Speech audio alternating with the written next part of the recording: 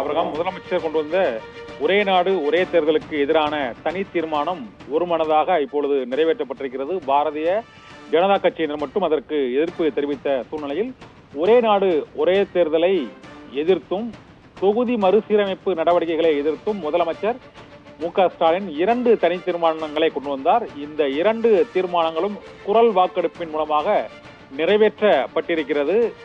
2 தீர்மானங்களும் குரல் வாக்கெடுப்பில் வெற்றி பெற்றதாகவும் நிறைவேற்றப்பட்டிருப்பதாகவும் சபாநாயகர் அப்பாவு அறிவித்திருக்கிறார். மாநில உரிமை சார்ந்த கவலையை பாரதிய ஜனதா கட்சி கவனத்தில் கொள்கிறது என்றும் ஒரே நாடு ஒரே தேர்தலுக்கு எதிரான முதலமைச்சரின் தீர்மானம் சட்டப்பேரவையில் ஒருமனதாக தற்போது நிறைவேற்றப்பட்டிருக்கிறது. இதே போல தொகுதி மறுவரை செய்வதால் தமிழகத்தில் உள்ள நாடாளுமன்றம் மற்றும் சட்டமன்ற உறுப்பினர்களின் எண்ணிக்கை குறையும் என்ற அறிவிப்பும் என்ற குரலும் அதற்கான நடவடிக்கைகளை மேற்கொள்ள வேண்டும் என்ற முதலமைச்சர் தெரிவித்த கருத்தும் கவனத்தில் எடுத்துக்கொள்ள வேண்டும் என்றும் தெரிவிக்கப்பட்டிருக்கிறது.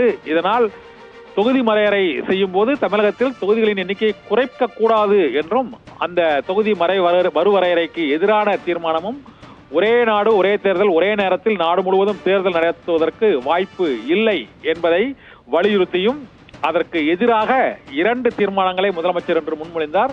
முதலமைச்சர் முன்மொழிந்த தீர்மானங்களின் மீது அனைத்து கட்சிகளைச் சேர்ந்த சட்டமன்ற உறுப்பினர்களும் தங்களது கருத்துக்களை எடுத்துரைத்தனர். பின்னர் குரல் வாக்கெடுப்பு மூலமாக இந்த 2 தீர்மானங்களும் நிறைவேற்றப்பட்டது.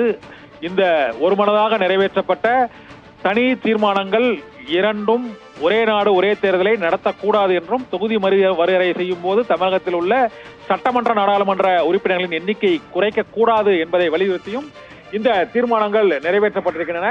முதலமைச்சர் கொண்டு வந்த 2 தனி தீர்மானங்களும் குரல் வாக்கெடுப்பு மூலமாக ஒருமனதாக நிறைவேற்றப்பட்டிருக்கின்றன.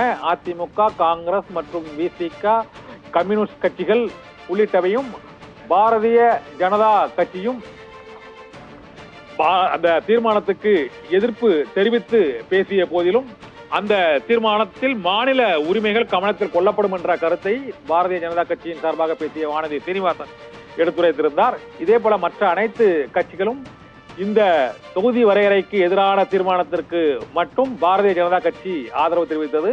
ஆனால் ஒரே நாடு ஒரே தேர்தலை நடத்த வேண்டும் என்று வானதி சீனிவாசன் வலியுறுத்தினார். பாரதிய ஜனதா கட்சி முதலமைச்சரின் 2 தீர்மானங்களில் ஒரு தீர்மானத்திற்கு ஆதரவை வெளிப்படையாக தெரிவித்தார். மற்றொரு தீர்மானத்திற்கு அவர்கள் எதிர்ப்பை பதிவு செய்தார்கள். ஒரே நாடு ஒரே தேர்தலை அமல்படுத்த வேண்டும் என்று வற்புறுத்தினார்கள். இருந்த போதிலும் அனைத்து கட்சி சட்டமன்ற உறுப்பினர்களின் குரல் வாக்கெடுப்புக்கு இந்த தீர்மானம் விடப்பட்டது.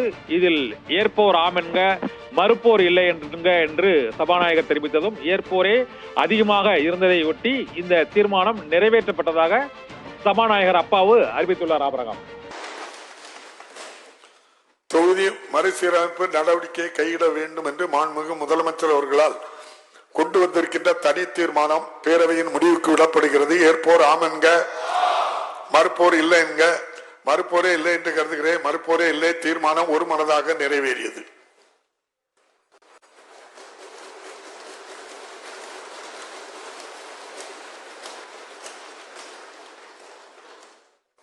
ஒரு நாடு ஒரு தேர்தல் திட்டத்தினை நடைமுறைப்படுத்தக்கூடாது குறித்த மாண்புமிகு முதலமைச்சர் அவர்களின் தனி தீர்மானம் பேரவையின் முடிவுக்கு விடப்படுகிறது. ஏற்போர் ஆம் என்க.